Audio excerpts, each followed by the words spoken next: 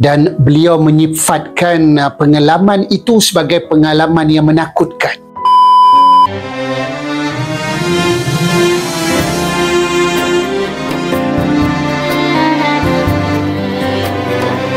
Hei Mok, berpayung bersama.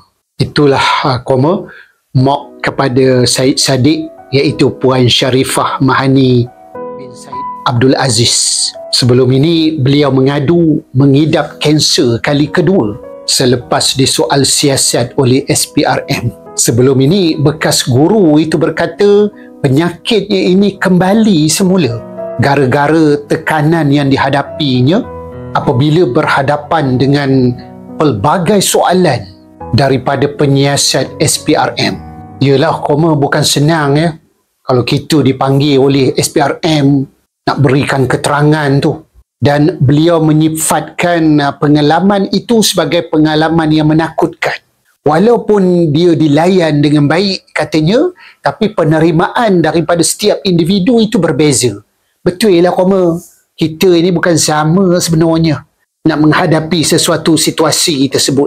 Tapi mujurlah sejak akhir-akhir ini kehadiran Bella telah menceriakan keluarga Syed Saddiq ini. Bukan kita tak tahu Bella adalah seorang wanita yang cukup tabah dengan pengalaman hidup yang dilaluinya, dan aura ketabahan itu mungkin telah meresap ke dalam keluarga Syed Saddiq ini.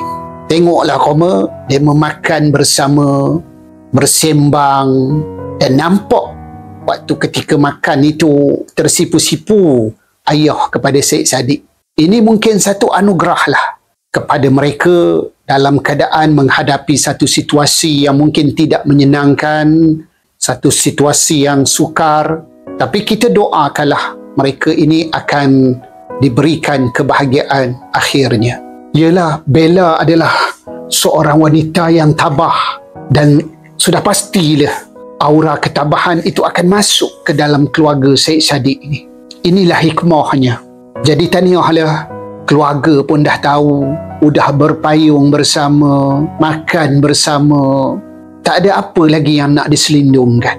Memang Mak kepada Syed Saddiq ini juga mengatakan bahawa Bas ini udah macam Romeo dan Juliet. Mak, Wow.